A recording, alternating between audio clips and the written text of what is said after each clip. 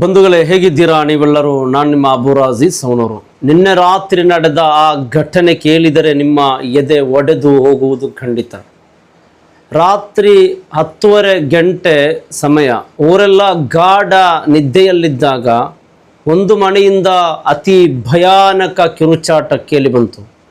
ಅದು ಒಬ್ಬ ಪಾಪದ ತಾಯಿಯ ಕೊನೆಯ ಕೂಗಾಕಿತ್ತು. ತನ್ನನ್ನು 10 ತಿಂಗಳು ಹೊತ್ತು ಹೆತ್ತ ಮಗನೇ ಹರಿತವಾದ ಚಾಕುವಿನಿಂದ ಆ ತಾಯಿಯ ಕುತ್ತಿಗೆ ಸೀಲಿ ಕೊಲೆ ಮಾಡಿದ್ದಾನೆ. ನೆಲದ ಮೇಲೆ ಅಮ್ಮನ ಬಿಸಿ ರಕ್ತ ಹರಿಯುತ್ತಿದ್ದರೂ ಆ ರಾಕ್ಷಸ ಮಗನಿಗೆ ಕಿಂಚಿತೂ ದಯೆ ಬರಲಿಲ್ಲ. ಆ ತಾಯಿ ಕಂಡ ಕನಸುಗಳೆಲ್ಲ ಆ ರಕ್ತದ ಮಡುವಿನಲ್ಲಿ ಮಣ್ಣಾಗಿ ಹೋದವು. ನನ್ನ ಯುವ ಮಿತ್ರರೇ, ಸ್ವಲ್ಪ ನಿಂತು ಯೋಚನೆ ಮಾಡಿ. ಲಹರಿ ಅಥವಾ ಮಾದಕ ವ್ಯಸನ ಎಂಬ ಆ ಹನಿ ವಿಷವು ಒಬ್ಬ ಮನುಷ್ಯನನ್ನು ಎಷ್ಟು ಕ್ರೂರನಾಗಿ ಮಾಡುತ್ತದೆ ನೋಡಿ. ಕೊಲೆ ಮಾಡಿದ ನಂತರ ಆಚೆ ಬಂದ ಆ ಮಗ ಪಾಶ್ಚಾತ್ತಾಪ ಪಡುವ ಬದಲು ನನಗೆ ಅಪ್ಪನನ್ನೂ ಕೊಲ್ಲಬೇಕು ಎಂದು ಅರಚುತ್ತಿದ್ದಾನಂತೆ. ಯಾವ ಕೈಗಳು ಅಮ್ಮನ ಪಾದ ಮುಟ್ಟಿ ನಮಸ್ಕರಿಸಬೇಕಿತ್ತೋ ಅದೇ ಕೈಗಳು ಇಂದು ಅಮ್ಮನ ರಕ್ತದಿಂದ ಕೆಂಪಾಗಿವೆ. ಒಂದು ಸುಂದರವಾದ ಸಂಸಾರ ಇಂದು ಸ್ಮಶಾನವಾಗಿದೆ. ಇಂತಹ ಘಟನೆಗಳು ನಮ್ಮ ಸಮಾಜಕ್ಕೆ ದೊಡ್ಡ ಎಚ್ಚರಿಕೆ. ಈ ಲಹರಿಯ ನಶೆ ನಿಮ್ಮನ್ನು ನಿಮ್ಮ ಕುಟುಂಬದ ವಿರೋಧವನ್ನಾಗಿ ಮಾಡುತ್ತಿದೆ. ಅಮ್ಮನ ಬೆಲೆ ತಿಳಿಯದ ಇಂತಹ ಬದುಕು ನಮಗೆ ಬೇಕೇ? ಪೊಲೀಸ್ ಸ್ಟೇಷನ್ಗೆ ಹೋಗುವ ದಾರಿಯಲ್ಲಿ ಆ ಮಗ ನಡೆದುಕೊಂಡ ರೀತಿ ಕಂಡರೆ ಯಾರಿಗಾದರೂ ಮೈ ನಡುಗುವಂತಿತ್ತು. ತನ್ನ ಹೆತ್ತ ತಾಯಿಯನ್ನು ಕೊಂದು ಬಂದಿದ್ದೇನೆ ಎಂಬ ಸಣ್ಣ ನೋವು ಕೂಡ ಅವನ ಮುಖದಲ್ಲಿ ಇರಲಿಲ್ಲ. ದಾರಿ ಉದ್ದಕ್ಕೂ ಸಿಗರೇಟು ಸೇದುತ್ತಾ ಪೊಲೀಸರ ಜೊತೆ ಏನೂ ತಿಳಿಯದವನಂತೆ ನಗುತ್ತಾ ಮಾತನಾಡುತ್ತಿದ್ದಾನಂತೆ. ನನ್ನ ಪ್ರೀತಿಯ ಬಂಧುಗಳೇ, ನೋಡಿ, ಲಹರಿ ಎಂಬುದು ಮನುಷ್ಯನ ಮೆದುಳನ್ನು ಹೇಗೆ ಬದಲಿಸುತ್ತದೆ ಎಂದು. ಅವನಿಗೆ ಆ ಕ್ಷಣದಲ್ಲಿ ತಾನು ಮಾಡಿದ್ದು ಮಹಾಪಾಪ ಎಂದು ಅನಿಸಲೇ ಇಲ್ಲ. ಅವನ ಮನಸ್ಸು ಪೂರ್ತಿ ಕಲ್ಲಾಗಿ ಹೋಗಿತ್ತು. ತಾಯಿ ಎಂದರೆ ದೈವಕ್ಕೆ ಸಮಾನ ಎಂಬ ಸಂಸ್ಕಾರವನ್ನೇ ಆ ಮಾದಕ ವಸ್ತುಗಳು ಅವನೊಳಗಿನಿಂದ ಕಿತ್ತು ಹಾಕಿದ್ದವು. ಪ್ರೀತಿಯ ಬಂಧುಗಳೇ,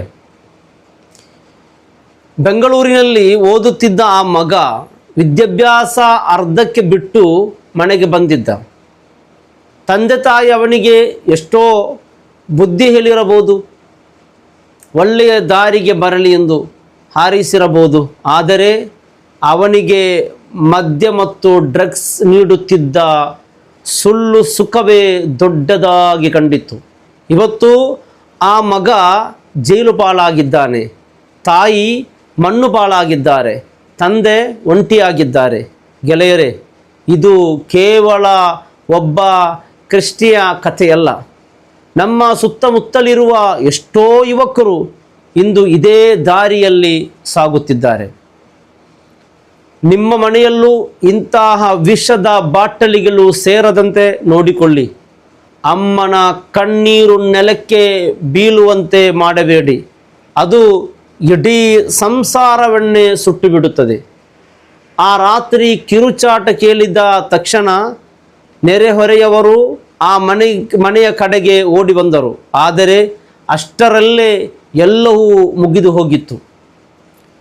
ಮನೆಯ ಮುಂಭಾಗದಲ್ಲಿ ರಕ್ತ ಸಿಕ್ತ ಚಾಕುವಿನೊಂದಿಗೆ ನಿಂತಿದ್ದ ಕೃಷ್ಣನನ್ನು ನೋಡಿ ಎಲ್ಲರೂ ಬೆಚ್ಚಿಬಿದ್ದರು.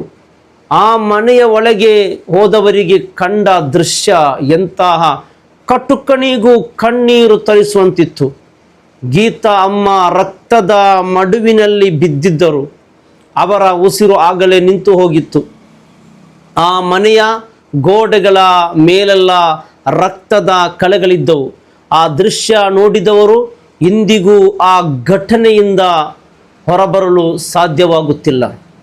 ನೋಡಿ ಪ್ರೀತಿಯ ಬಂಧುಗಳೇ, ಅಚ್ಚರಿಯ ವಿಷಯವೆಂದರೆ ತಾಯಿಯನ್ನು ಕೊಂದ ನಂತರವೂ ಆ ಕೃಷ್ಣ ಮಗನಿಗೆ ಅಲ್ಲಿಂದ ಓಡಿ ಹೋಗಲು ಪ್ರಯತ್ನಿಸಲಿಲ್ಲ.